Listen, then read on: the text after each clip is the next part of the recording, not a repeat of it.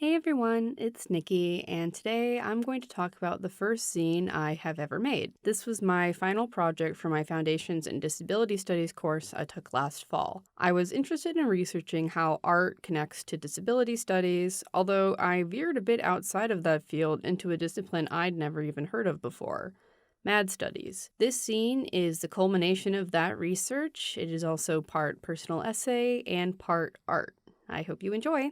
Down the Rabbit Hole, A Journey into Art and Madness. ΔΥΣΘΥΜՈΙΑ. I was diagnosed with dysthymia, known in the DSM-5 as persistent depressive disorder, when I was 13 years old. Basically, dysthymia is like major depressive disorder, but less acute and longer lasting. Maybe it's just because I'm a Greek nerd, but I like the term dysthymia more than persistent depressive disorder. The word comes from dus, meaning bad, and thumos, meaning spirit. Spooky stuff. It's easier to say and sounds more whimsical, although I suppose PDD is more straightforward. I've understood the past 9 years through the lens of the biomedical model of mental illness. The idea that because of biological factors such as abnormal hormone levels, which causes one to wonder whom the normal levels are based on, and/or reactions to trauma, I am ill, and that I can be diagnosed and treated, if not cured, of my illness. In many ways, this model has improved my quality of life. I found out that there was a reason I felt little joy in doing things that I had previously loved, or that I had little energy despite living an active and balanced lifestyle. When I first started taking citalopram, a selective serotonin reuptake inhibitor, my mother said the light came back into my eyes. And despite the myriad of struggles I faced during high school caused by both internal and external factors, various combinations of talk therapy and antidepressants helped me enjoy my life. However, despite feeling satisfied with my diagnosis and treatment, over the years I've begun to question how the side disciplines, psychology, psychiatry, cognitive science, etc., pathologize many aspects of our lives that have nothing to do with how much serotonin our brains do or don't produce, for example. As Mimi Kook notes when discussing The Who, we are always being measured by our ability to work,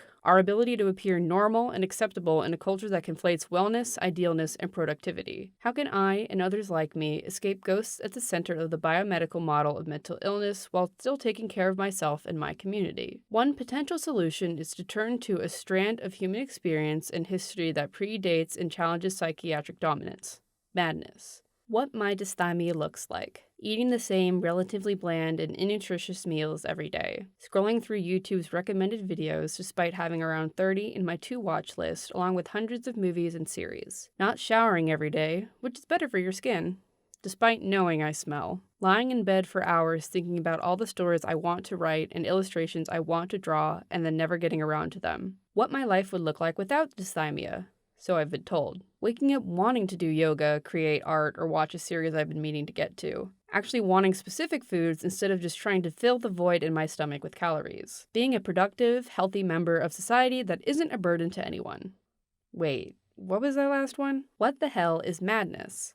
When I hear the terms mad or madness, I know I tend to think of antiquated depictions and discussions of mentally ill or insane people. Characters such as the Mad Hatter and the Joker spring to mind, embodying a kind of nebulous craziness that defies the rules of logic or common sense. And then there are the characters who go mad, like Giselle from the ballet of the same name or Jack Torrance from The Shining, who are sane one moment and insane the next. So what, then, is MAD Studies? MAD Studies is a meld of activism and an intellectual activity originating in Canada and a field of scholarship, theory, and activism about the lived experiences, history, cultures, and politics about people who may identify as mad, mentally ill, psychiatric survivors, consumers, service users, patients, neurodiverse, and disabled. Unlike modern side disciplines such as psychology and psychiatry, MAD Studies centers knowledge produced by mad people / the mad community, challenges the pathologization of mad people, and calls into question the ways madness is interpreted almost exclusively through the medicalized framework of mental illness. MAD Studies strives to offer a multitude of counter-narratives about madness and/or mental illness, emphasizing the importance of multiple ways of knowing and making meaning of our lives. Madness should retain its aura of mystery and should always leave room for different views and stories.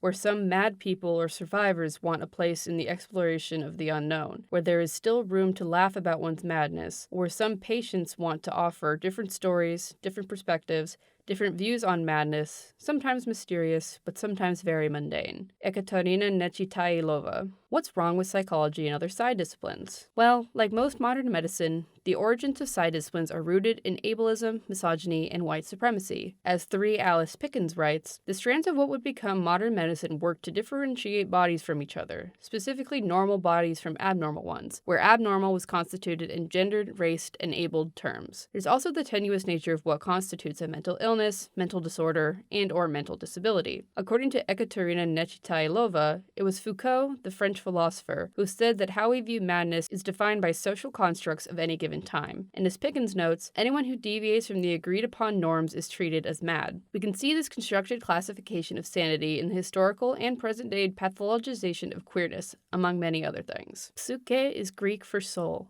not brain or even mind.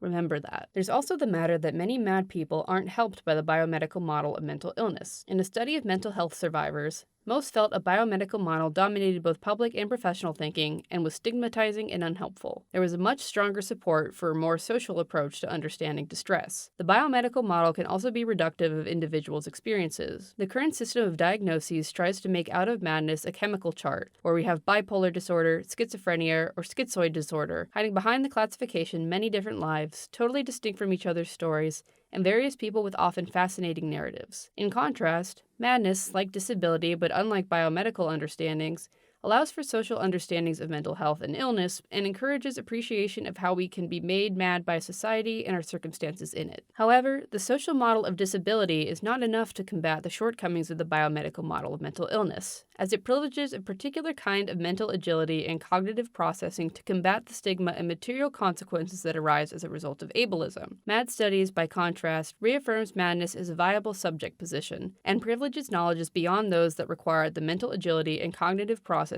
Pickens outlines, such as those found in universities. Mad Studies centers marginalized voices. In the psi disciplines, patients' knowledge of their body-minds is subordinate to their doctors, who are the only experts on their patient's mental health. Mad Studies recenters the patient/survivor's knowledge of themselves, asking the question, who should we believe, the psychiatrists, or a person telling us his own story, his visions? In this recentering of mad people rather than doctors, Mad Studies aims to uncivilize mental illness by imagining mental distress within more expansive frameworks than biopsychiatry. Moreover, Mad Studies overlaps with social justice-oriented disciplines such as Black studies, post-colonial studies, and Third World studies. For example, the intersection of Black studies and Mad Studies emphasizes the importance of creating a critical vocabulary for describing Blackness and madness simultaneously, where one identity isn't assumed to take priority over the other. Moreover, Mad Studies shares concerns with post-colonial studies and Third World studies regarding how the Western psych system has been exported and imposed wholesale on the Southern Hemisphere, often without reference to people's indigenous cultures, responses, and arrangements, and stresses the importance of decolonizing mental health. Mad Studies takes many forms, some of which aren't directly called Mad Studies but still fit within the umbrella of the term. For example, Mimi Cook's Pedagogy of Unwellness is essentially a form of Mad Studies with a disability studies,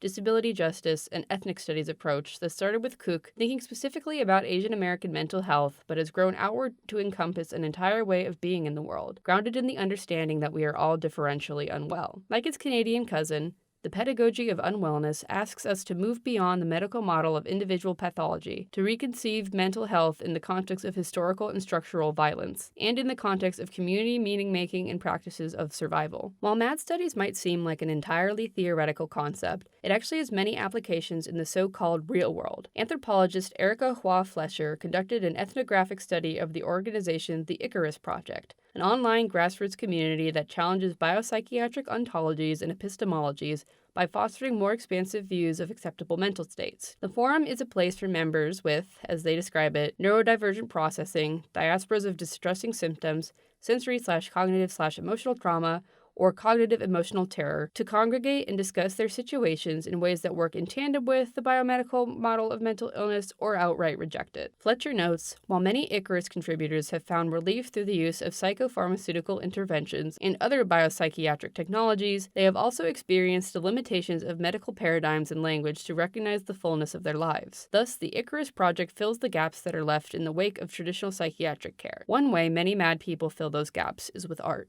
Art and madness. I didn't want to just talk about Mad Studies in this scene. I wanted to talk about madness in relation to my greatest passion in life. Art. Art and madness have an intrinsic connection with one another. As Nechitailova writes, the art world is where madness belongs, where it should belong. in the narrative of the unknown, of the unexplored. The art world is one world that still shows us the mystery of madness and our fascination with it as human beings. Nechitailova's emphasis on art as means to play with mystery, exploration, and interpretation of madness contrasts with the biomedical model, which strives to understand madness/mental illness. Analysis of art, media, and literature is another important strand of mad studies praxis, as can be seen in Thuri Alice Pickens' examination of the novel Fledgling by Octavia Butler as part of her work on Black Mad Studies in Conversation 1, Making Black Madness. But the place of art in mad studies goes beyond analysis of madness in art. As Reed et al. Note in Mobilizing Mad Art in the Neoliberal University, emphasis in academia has been placed on critically analyzing disability in the arts, with few projects actually centering the artistic production of disabled artists. Thus, the transformative possibilities for how disability studies takes up art and/or how fine arts takes up disability are limited. Creation of art by mad and disabled people is also a major part of the relationship between art, madness, and mad studies. In her reflection on the collaborative multimedia project Open in Emergency, Cook talks about the importance of creating structures to have the community engage the process of knowledge-making and cultural production through art and writing, which is how Open in Emergency went from dreaming sessions to a tangible piece of art, scholarship, and activism. Art can also be a form of healing or self-care for mad people. As Fletcher writes about one forum member of the Icarus Project, for her, creative writing and online expression were strategies to stay sane through a contentious divorce, to prove her own existence, to theorize clouds as proof of God's existence, and to reach out to others who may be going through similar states. For this woman and many others, art truly functions as a form of healing, defined by Cook as the endless process of care by which we try to make life feel more livable, in all the ways we need, whenever we need.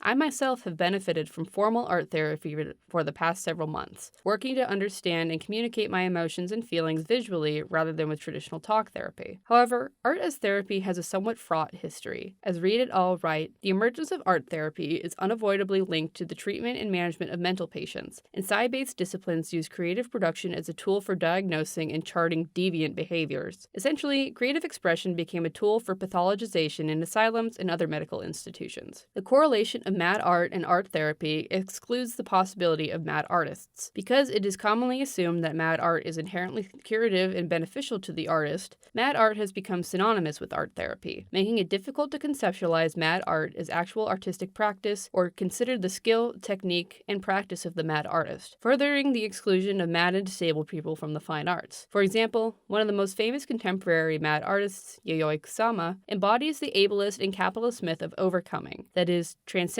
disavowing, conquering mental illness, racism, sexism, poverty, and immigration, becoming, against the odds, a celebrity artist. That is, when her mental illness isn't being ignored altogether. The discussion of Kusama's mental illness in the context of her artistic work often seeks to relegate her madness to the background, which urges me, like Jerriette Poole and Murphy, to ask, mad or artist? Why can't we be both? Why bother then? Well, the status of mad art in the world of the fine arts isn't all gloom and doom. For example, contact between the formal art world and the asylum initially came about through the movements of outsider art and art brut, both of which were informed by Hans Prinzhorn's writing about mental patient art. Moving beyond art therapy, he was one of the first to take up mad art for its aesthetic elements by considering it through artistic and creative practices. Art also has the potential to be a potent form of activism. Art has always been an integral element to social justice work within and alongside mad community, and in disability studies, art is seen as a key methodological tool through which critical perspectives of difference are best understood and expressed. Ways I try to take care of myself, in addition to meds and/or therapy. Journaling. Dear Diary. Meditation. It's backed by science. Daily exercise and/or yoga. A work in progress. Eating a well-balanced diet. It'll happen someday. So, keeping all of this in mind, am I mad? Using the nomenclature of mad studies, I might consider myself mad, although from dipping my toes into the discipline, I have felt like most of the usage of the term seems to apply to people with what the biomedical model calls psychosis, not mood disorders like depression. Still, I think that there is a sort of power in the reclamation of a derogatory term like mad. I consider myself queer, for example, with gusto. I also like the term because of its ability to apply to people who might not fit the diagnostic criteria for specific conditions in the DSM, but still feel mad compared to the rest of society. And finally, while the term mad certainly conjures images of asylums and other forms of institutionalization, it forefronts madness as an identity and a state of being rather than as an illness to be cured like the term mentally ill does. However, this very phenomenon also complicates my appreciation of the term mad. My dad is an alcoholic. He hasn't had a drink in over 30 years, but he's still an alcoholic. Likewise, I believe I will always be dysthymic, even when I'm not literally depressed. Even at my most content, I will still have to work harder than sane people at meditating, exercising, eating well, journaling, etc., to have the quality of life I desire. Even in a vacuum where I would have nothing to be depressed about, as my abuelo put it when I saw him last, this would still ring true. Mad Studies needs to acknowledge that not all unwellness stems from inequality or oppression. Sometimes your brain is just a little fucked up and doesn't give you as much happiness juice as everyone else. Therapy and medication are never going to cure me, never going to permanently rid me of excessively low moods, but at least they can alleviate the worst of it. Sometimes the solution is an SSRI or psychiatric art therapy, and unfortunately, without the side disciplines, mad, depressed, mentally ill, whatever you call folks like me, people wouldn't have access to those legitimate forms of care. I believe side disciplines shouldn't exist without mad studies, and mad studies shouldn't exist without side disciplines. Practitioners of psychology, psychiatry, and other side disciplines need to learn about the ghosts in their textbooks, challenge the alleged objectivity of their fields, and show an interest in the knowledge produced in the arts and humanities on neoliberalism, colonialism, and other issues affecting mental health. Likewise, side-discipline-based tools like medication and cognitive behavioral therapy can be valuable to mad people in conjunction with the social approach to madness advocated by mad studies and disability studies that questions the pathologization of certain people, cultures, and lifestyles. For example, I am a mad artist who also happens to participate in art therapy. I started this form of therapy a few months ago, and I'm enjoying it more than the regular talk therapy I had been doing on and off for the last 8 years or so. Outside of my therapist's office, I create art that is decidedly non-therapeutic, like screenplays with deadlines that set my heart racing, or Chinese brush paintings that literally make me jump in bed and cry because I can't get the stroke to look right or the colors to blend properly. I also create art with no aesthetic value, for myself and sometimes my therapist, to get things off my chest that words can't quite communicate. Scribbly pencil drawings indicating the physical sensations I feel when overwhelmed with stress, or childlike marker drawings of hearts depicting a pie chart of emotions rolling around through my head. And then I create art that is a mixture of both, like the little comics and doodles littered throughout this scene, both concerned with aesthetics and meaning to a certain degree, but also serving as a medium to vomit my guts out without hanging my head over a toilet. If we could combine the biomedical understanding of mental illness, which understands unwellness in relation to biological factors such as hormones and diet and exercise, and mad studies, which understands unwellness in relation to oppression, violence, and environmental conditions such as neoliberal capitalism and white supremacy, I think that one day we could all be as close to all right as we can. Acknowledgements. I would like to thank my father for allowing me to tell his story. I would also like to thank, with some sense of irony, all of the therapists, psychologists, psychiatrists, and doctors who have helped me on my journey to mental well-being, along with my parents for supporting me along the way. And finally, I would like to thank my classmates and professor from my Foundations in Disability Studies course for helping me learn enough to create this scene. The road ahead is still long, but we are not alone on the journey. I hope you guys enjoyed this reading. I will have a PDF available for download on my website, although I admit its screen reader accessibility is still a work in progress as I try to teach myself InDesign. I had a great time working on this project, and I will almost certainly continue making zines. Thank you so much for watching and listening, and I'll see you in the next video. Bye!